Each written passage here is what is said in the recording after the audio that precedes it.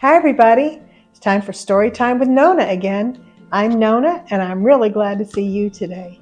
Hope you're having a good day and I hope maybe reading this story will make it a little bit better. Let's get started. The book I've chosen today is called Two Bad Ants by Chris Van Allsburg, and I guess he illustrated it too, so he's pretty talented. And it kind of shows the world from a little ant's point of view. It's all about perspective, isn't it?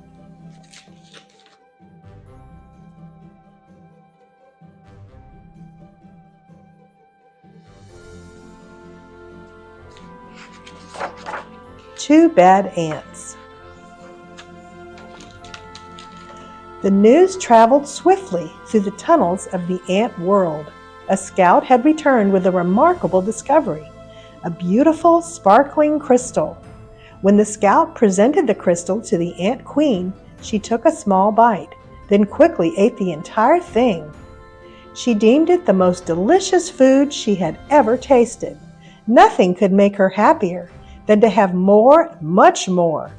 The ants understood. They were eager to gather more crystals because the queen was the mother of them all. Her happiness made the whole ant nest a happy place.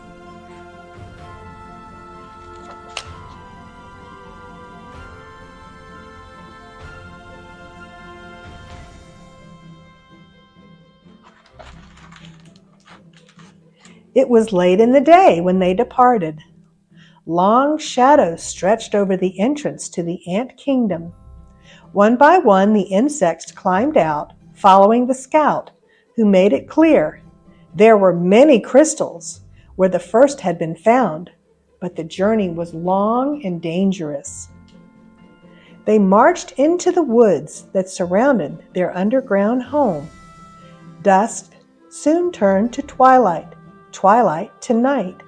The path they followed twisted and turned, every bend leading them deeper into the dark forest.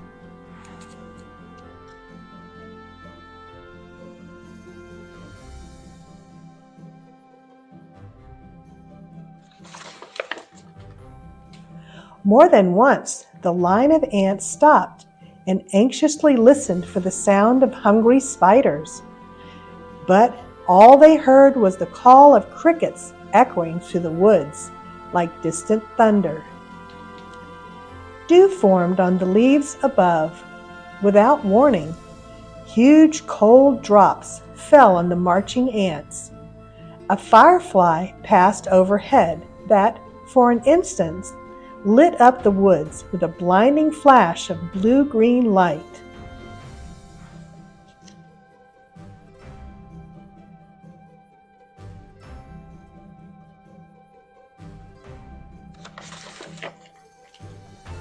At the edge of the forest stood a mountain. The ants looked up and could not see its peak. It seemed to reach right to the heavens, but they did not stop. Up the side they climbed, higher and higher. The wind whistled through the cracks of the mountain's face. The ants could feel its force bending their delicate antennae. Their legs grew weak as they struggled upward. At last they reached a ledge and crawled through a narrow tunnel.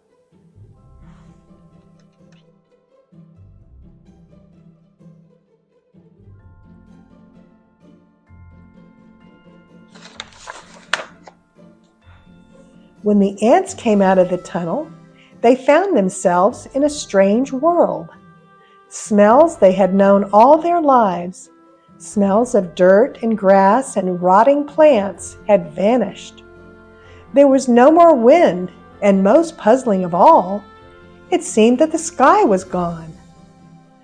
They crossed the smooth, shiny surfaces, then followed the scout up a glassy, curved wall. They had reached their goal.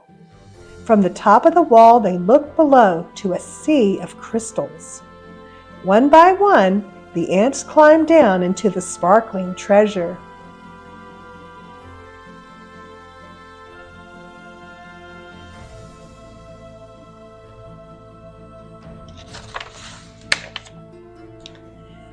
Quickly, they each chose a crystal. then turned to start the journey home. There was something about this unusual place that made the ants nervous. In fact, they left in such a hurry that none of them noticed the two small ants who stayed behind. "Why go back?" one asked the other. "This place may not feel like home, but look at all these crystals." "You're right," said the other. "We can stay here and eat this tasty treasure every day forever." So the two ants ate crystal after crystal until they were too full to move and fell asleep.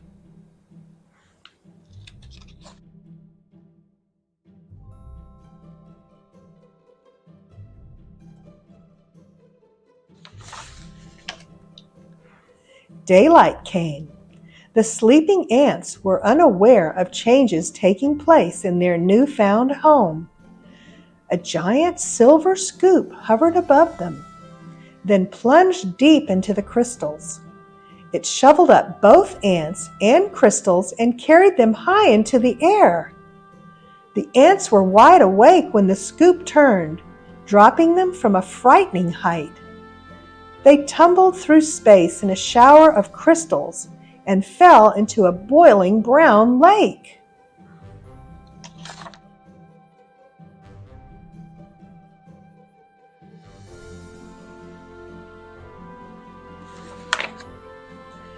Then the giant scoop stirred violently back and forth. Crushing waves fell over the ants. They paddled hard to keep their tiny heads above water, but the scoop kept spinning the hot brown liquid.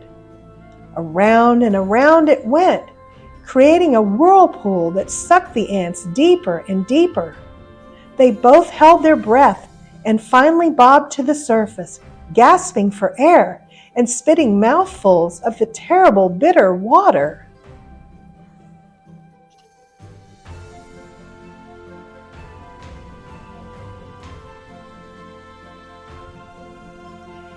Then the lake tilted and began to empty into a cave.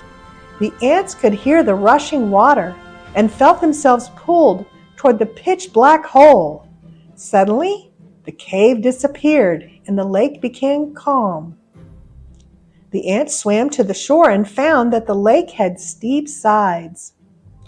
They hurried down the walls that held back the lake. The frightened insects looked for a place to hide, worried that the giant scoop might shovel them up again. Close by, they found a huge round disc with holes that could neatly hide them.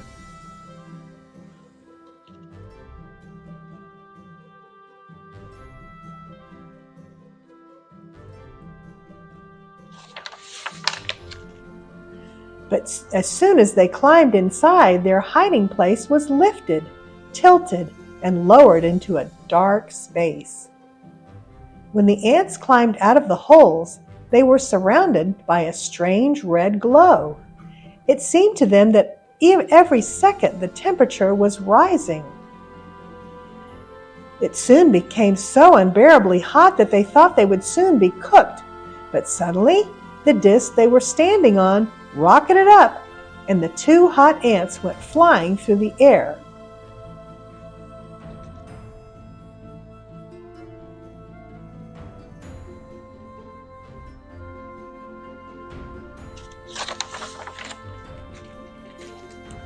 They landed near what seemed to be a fountain, a waterfall pouring from a silver tube. Both ants had a powerful thirst and longed to dip their feverish heads into the refreshing water. They quickly climbed alongside the tube. As they got closer to the rushing water, the ants felt the cool spray. They tightly gripped the shiny surface of the fountain and slowly leaned their heads into the falling stream. But the force of the water was much too strong.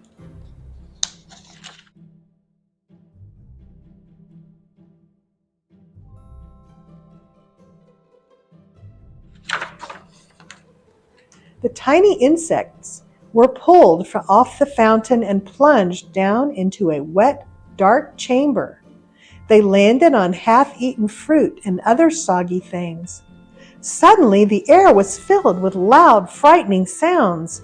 The chamber began to spin. The ants were caught in a whirling storm of shredded food and stinging rain. Then, just as quickly as it had started, the noise and spinning stopped. Bruised and dizzy, the ants climbed out of the chamber.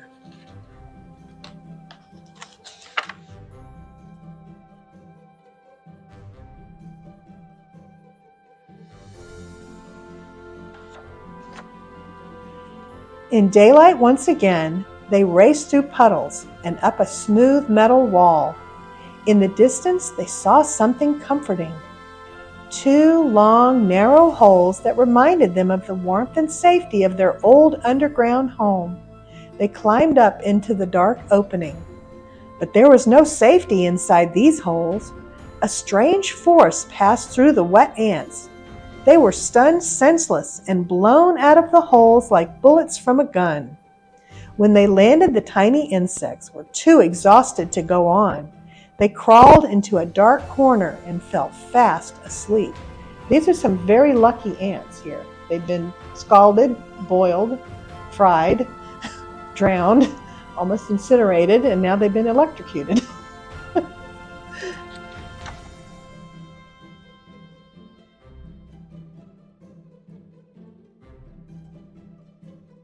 Let's see what happens to them. Surely they're going to get back home. Night had returned when the battered ants awoke to a familiar sound, the footsteps of their fellow insects returning for more crystals. The two ants slipped quietly to the end of the line. They climbed the glassy wall once again and stood amid the treasure. But this time, they each chose a single crystal and followed their friends home.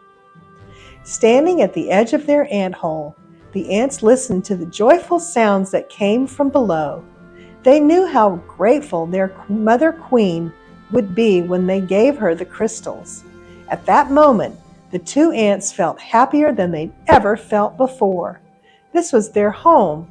This was their family. This was where they were meant to be.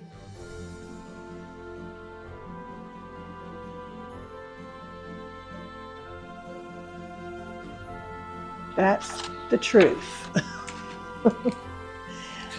Could you guess what some of the things were in that story that looked like so big from an ant's point of view? I thought that was interesting.